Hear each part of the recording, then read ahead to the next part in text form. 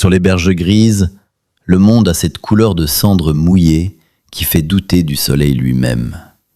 L'écume y rampe comme une bave froide, et le vent, chargé de sel et de rumeurs, semble répéter des noms qu'aucun vivant ne devrait prononcer.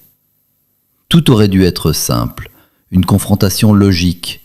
D'un côté les morts, disciplinés, muets, inexorables. De l'autre, les djinns, flamboyants, orgueilleux, tranchants comme des mirages armés. Et au milieu, la cité endormie, revenue des profondeurs avec ses troupes d'écailles et de nacre, encore hagardes, encore incomplètes, comme si leur réveil n'était qu'une erreur dans le grand calcul de l'océan. Mais l'histoire adore les intrus. Une armée Tarquini a surgi des brumes, en rupture d'élan, croyant trouver ici un champ de gloire et de pillage. Elle n'a trouvé que la panique, quelques charges, quelques cris, et puis la déroute.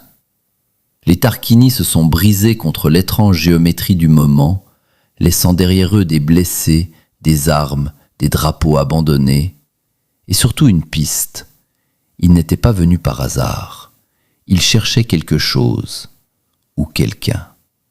Quand la poussière s'est retombée, l'alliance la plus improbable s'est dessinée sur le rivage. Morts-vivants, peuple de l'océan, survivants épars d'un choc trop grand. Les djinns, eux, ont déjà glissé hors de la scène, comme ils le font toujours. Un souffle de chaleur, un regard de braise, puis l'absence. Ils ont leur propre route, leur propre contrat et leurs propres secrets. Dans les tréfonds de la cité endormie, la reine des mers a tenté de rassembler ses pensées comme on rassemble des perles éparpillées après un naufrage. La mémoire n'est pas revenue d'un seul coup. Elle arrive en fragments, en images, en douleurs fantômes.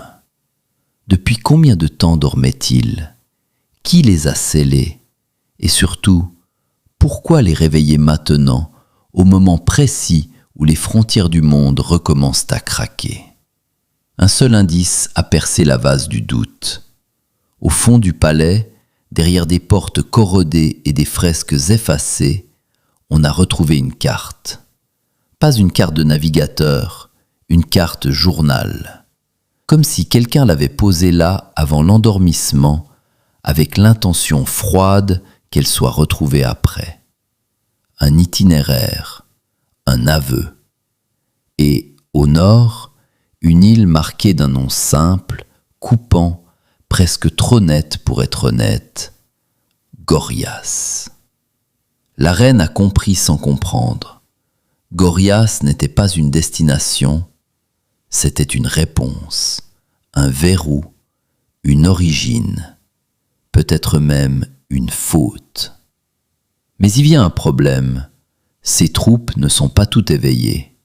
Ces légions de profondeur émergent encore des salles noyées, certaines amnésiques, d'autres à moitié folles, d'autres pas exactement les mêmes qu'avant.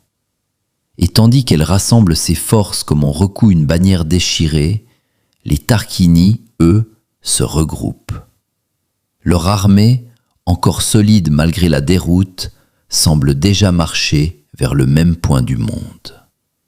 Alors la reine fait ce que font les souverains quand univers leur tend un piège. Elle avale son orgueil. Si Gorias détient la vérité, il faut y arriver avant eux. Et s'il faut, pour cela, pactiser avec la non-vie, alors qu'il en soit ainsi. Une alliance temporaire, une entente de circonstances, un serment qui sent la tombe et le sel. Sur les berges grises, les morts se tournent vers l'océan fixe l'horizon, et dans le vent, une promesse se forme, lourde et glaciale. Gorias attend. Et ceux qui y poseront le pied ne reviendront pas tout à fait les mêmes. Une alliance contre nature. Une île au nord-est. Un secret englouti. Gorias n'attend personne.